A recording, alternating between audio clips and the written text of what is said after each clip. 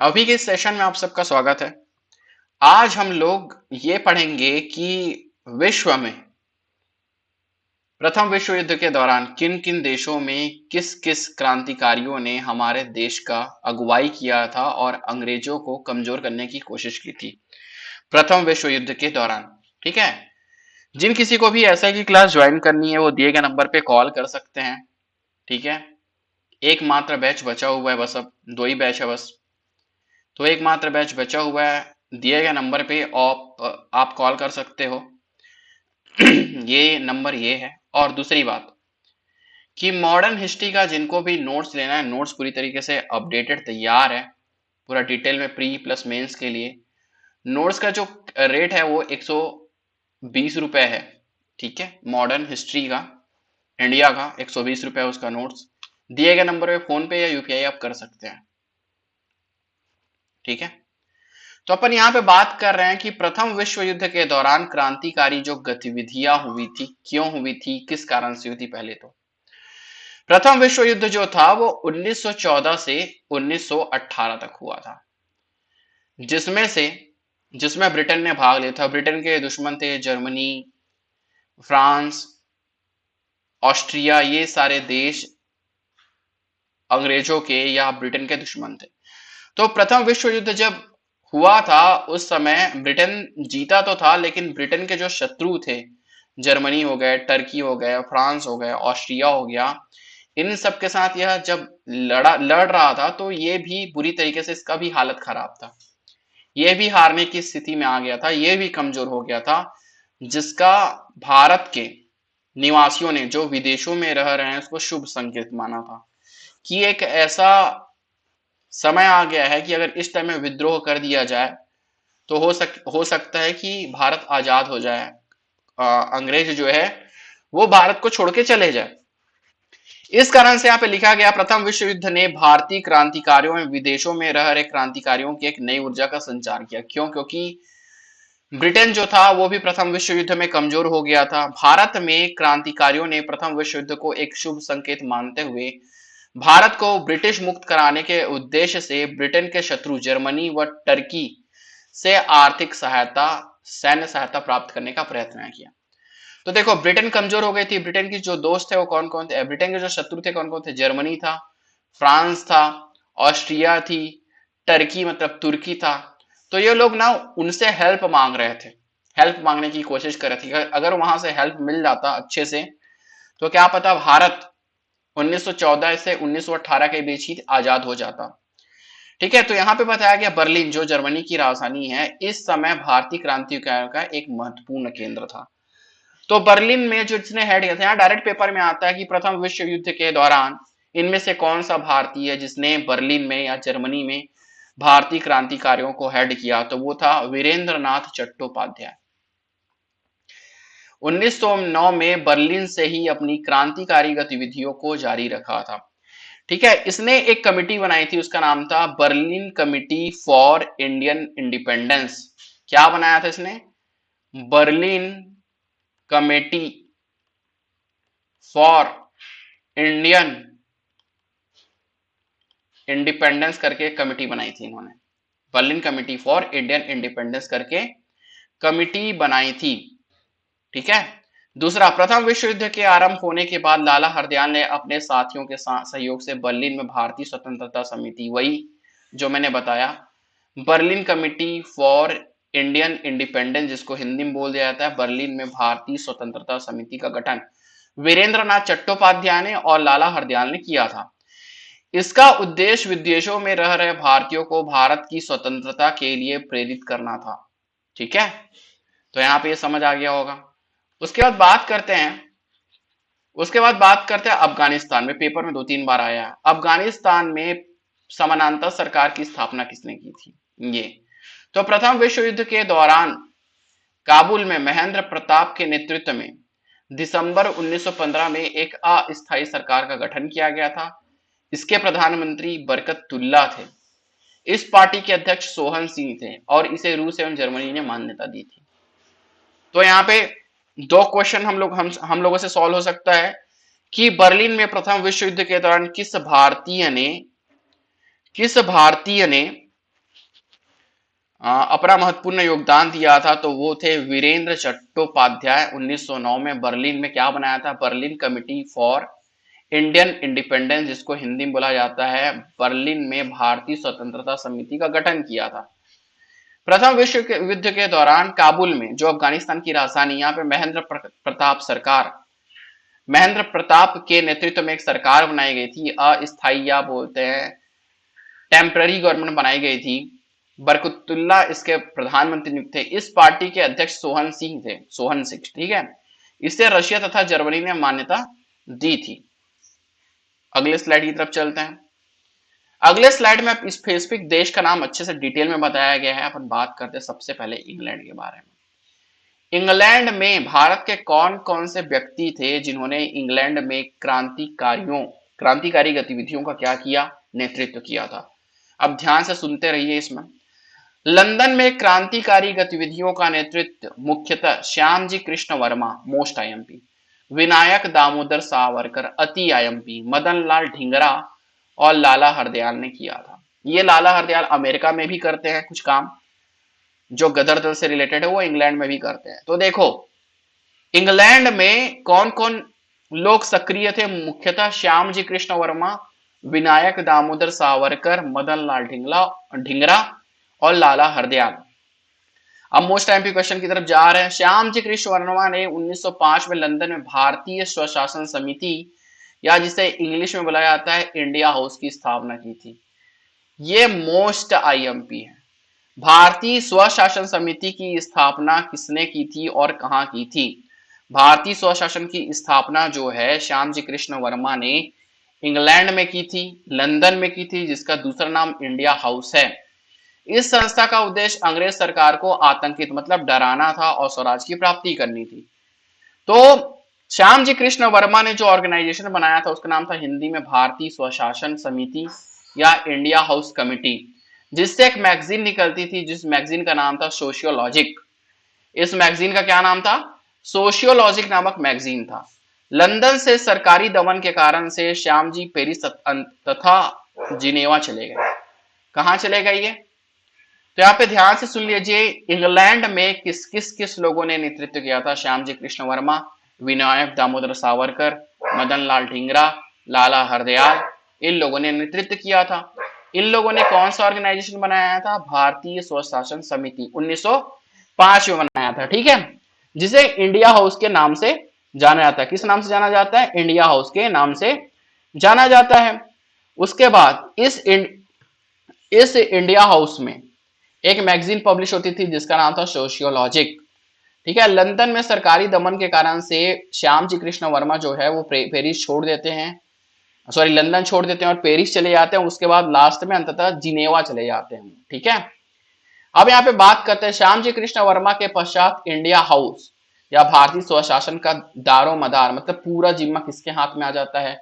विनायक दामोदर सावरकर, इसी को बोलते हैं वी सावरकर। ये जो विनायक दामोदर सावरकर जी हैं, इन्होंने ही अभिनव भारत संस्था की स्थापना की थी। ये पीएससी प्री में आया है कि अभिनव भारत की स्थापना जो है वो किसने की थी और कब की थी। तो याद रखिए 1904 में अभिनव भारत नामक संस्था का जो स्थापना है विनायक दामोदर सावरकर द्वारा किया गया था। किसी किसी बुक में 1906 दिया है, वो गलत है। और विनायक दामोदर सावरकर ने एक बुक लिखी थी 1857 का स्वतंत्रता संग्राम, ठीक है, the first war of Indian freedom 1857, English में उसको बोला जाता है the first war of Indian freedom 1857, जिसको बोला जाता है 1857 का स्वतंत्रता संग्राम, यहीं पे लिखी थी। उन्होंने सियाजी मैगजीनी की आत्मकथा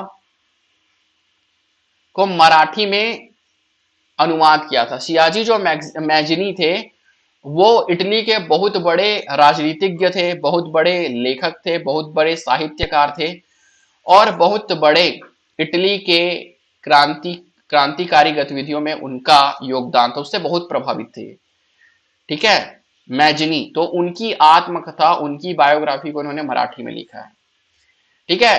तो श्यामजी कृष्ण वर्मा के बारे में पढ़ लिए, थोड़ा सा विनायक दामोदर सावरकर की जी के बारे में पढ़ लिए। विनायक दामोदर सावरकर का मेनली लेना देना नासिक षड्यंत्र केस से है। किससे है इनका लेना देना?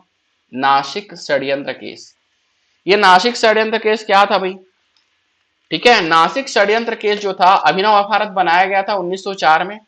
तो 1904 में जब ये अभिनव भारत बनाया गया था तो एक अंग्रेज थे, ए एम टी जैक्सन, नाम क्या था उनका?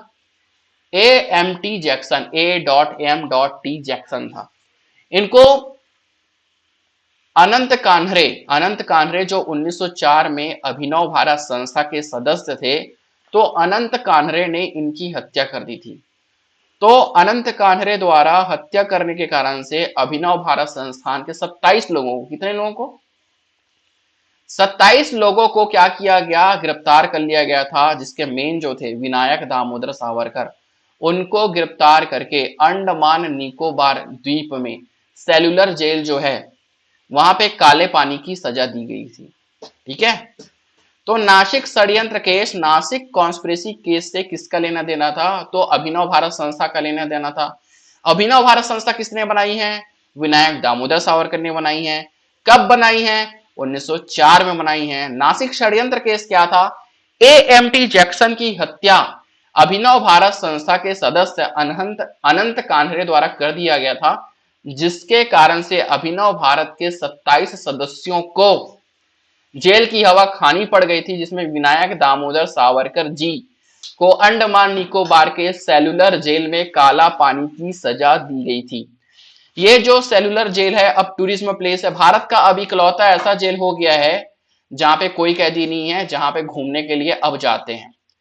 पहले जितने भी भारतीय क्रांतिकारियों को जो सजा दी जाती थी वो सेलुलर जेल में ही दी जाती थी, काला पानी की सजा, जो अब नहीं दी जाती और जेल घूमने के लिए जगह बन गई है पर्यटकों के लिए। ठीक है, अब अगले अगले देश के बारे में बात करते हैं। फ्रांस में किसने किया भाई? फ्रांस में किसने किया? तो फ्रांस में श्री SR राणा और श्रीमती भीकाजी रुस्तम कामा ने पेरिस में क्रांतिकारी गतिविधियों का संचालन किया था। श्यामजी कृष्ण वर्मा जो था 1906 में कहा गए थे? लंदन में आ गए थे। कहां गए थे? लंदन में आ गए थे। कहां गए थे? लंदन में आ गए थे। ये जो वंदे मातरम नामक मैगजीन निकाला था इन्होंने, किन्होंने? ये जो भीकाजी रुस्तम कामा है ना, इन्होंने यहां से वंदे मातरम नामक मैगजीन निकाला था। अब भीकाजी रुस्तम कामा से थोड़ा डिटेल में पढ़ लेते हैं। भीकाजी रुस्तम कामा को भारतीय क्रांति की माता बोलते हैं, the mother of Indian revolution. भारतीय क्रांति की माता किसको बोलते हैं? भारतीय क्रांति की जननी किसको बोलते हैं? भीकाजी रुस्तम कामा को बोलते हैं। यही वो पहली महिला थी जिन्होंने जर्मनी के स्टुटगार्ड में पहली बार झंडे को फहराया था। किसको फहराया था? झंडे को फहराया था। विदेश में सबसे पहले इसने झंडे को फहराया था। कहां पे फहराया था? स्टुटगार्ड में झंडा फहराने वाली जो पहली महिला थी वो थी हमारी भीकाजी रुस्तम कामा। इनका जन्म मुंबई में हुआ था। ठीक है, और श्री SR राणा, तो इन्होंने कहां पे संचालन किया? फ्रांस में संचालन किया। बाद में लंदन से भाग के श्यामजी कृष्ण वर्मा भी यहां पे आ जाते हैं। उसके बाद किसके बारे में बात करते हैं? अमेरिका तथा कनाडा के बारे में। अमेरिका और कनाडा के बारे में हमको डिटेल में पढ़ना है, तो यहाँ पे भी शॉर्ट में पढ़ लेते हैं। संयुक्त राज्य अमेरिका, यहां पे बोला गया है कि संयुक्त राज्य जो अमेरिका है वहां पे और कनाडा में है, वहां पे किसने नेतृत्व किया है? लाला हरदयाल ने नेतृत्व किया। इसके बारे में एक चैप्टर, एक क्लास ही लेना है मेरे को, तो यहाँ पे शॉर्टकट में बता रहा हूं। 1 नवंबर 1913 को लाला हरदयाल ने सैन फ्रांसिस्को में गदर पार्टी की स्थापना की थी। कहां पे? 1 नवंबर 2013 को लाला हरदयाल ने सैन फ्रांसिस्को को गदर पार्टी की स्थापना की थी। विश्व के अनेक भागों में इसकी शाखाएं खोली गई। गदर दल ने 1857 के विद्रोह की स्मृति में गदर नामक साप्ताहिक पत्रिका का विमोचन किया था, जो उर्दू में छपती थी। ठीक है, अब जर्मनी का बता दिया। वीरेंद्र चट्टोपाध्याय ने बर्लिन को अपनी गतिविधियों का केंद्र बनाया था। जर्मनी में किसने चलाया था? वीरेंद्र चट्टोपाध्याय ने Berlin committee for India independence नामक एक समिति बनाई थी। ठीक है, उसके बाद बात कर लेते सिंगापुर के। सिंगापुर के बारे में बात कर लेते। सिंगापुर में भी विद्रोह हुआ था इसी समय। प्रथम विश्व युद्ध के दौरान इस दौर में विदेशों में होने वाली क्रांतिकारी घटनाओं में सिंगापुर में हुए विद्रोह का एक महत्वपूर्ण स्थान है। सिंगापुर में 15 फरवरी 1915 को पंजाब मुसलमानों की 5वीं लाइट इन्फेंट्री और 36वीं बटालियन के सैनिकों ने जमादार चिश्ती खां, जमादार अब्दुल गनी, सूबेदार दाऊद खां के नेतृत्व में विद्रोह कर दिया था। किन किन लोगों के नेतृत्व किया था? सरकार ने बड़ी बेरहमी से इस विद्रोह को कुचल दिया। घटना से संबंधित 37 नेताओं को फांसी तथा 41 लोगों को आजीवन कारावास दिया गया था। तो याद रखिए, सिंगापुर में जो विद्रोह हुआ था, पंजाबी मुसलमान थे लोग, ठीक है, 5वीं लाइफ इन्फेंट्री और 36वीं बटालियन के ये सैनिक थे, जमादार चिश्ती खां, अब्दुल गनी और सूबेदार दाऊद खां, ठीक है। और यहाँ पे जो दिया है इस पे, इसके बारे में बात कर लेते हैं। यूरोप में क्रांतिकारी गतिविधि, थोड़ा सा और बात कर लेते हैं। तो यहाँ पे देखिए, वीरेंद्र नाथ चट्टोपाध्याय, भूपेंद्र नाथ दत्त, लाला हरदयाल एवं अन्य लोगों ने 1915 में जर्मन विदेश मंत्रालय के सहयोग से जिम्मरमैन योजना के तहत Berlin committee for Indian independence की स्थापना की थी। किन किन लोगों ने की थी? फिर से एक बार बात कर लेते हैं। वीरेंद्र चट्टोपाध्याय, भूपेंद्र नाथ दत्त, लाला हरदयाल। मैं फिर से बोल रहा हूं, प्रथम विश्व युद्ध के दौरान लंदन के जो ब्रिटेन के जो दुश्मन देश थे, उनसे इन लोगों ने सहयोग मांगा था, जिसमें जर्मनी भी था। तो जर्मनी के विदेश मंत्रालय के हेल्प से इन्होंने जिम्मरमैन प्लान बनाई थी, ठीक है, जिसके तहत एक कमेटी बनाई गई थी, Berlin committee for India independence.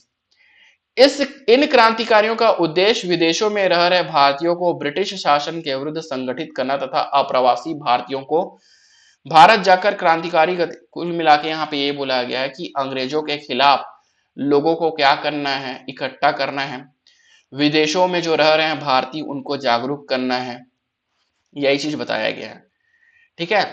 और यहाँ पे इसी प्रकार एक शिष्टमंडल राजा महेंद्र प्रताप सिंह है, ये बरकत उल्ला एवं उबैदुल्ला सिंधी के नेतृत्व में काबुल गया, जहां उसने युवराज अमानुल्लाह के सहयोग से अस्थायी भारतीय शासन की स्थापना की। तो यहाँ पे सिंपल सा क्वेश्चन ये आएगा कि प्रथम विश्व युद्ध के दौरान 1915 में अफगानिस्तान में अस्थायी सरकार या समानांतर सरकार, टेम्पररी गवर्नमेंट या पैरेलल गवर्नमेंट की स्थापना किस भारतीय व्यक्ति ने की थी?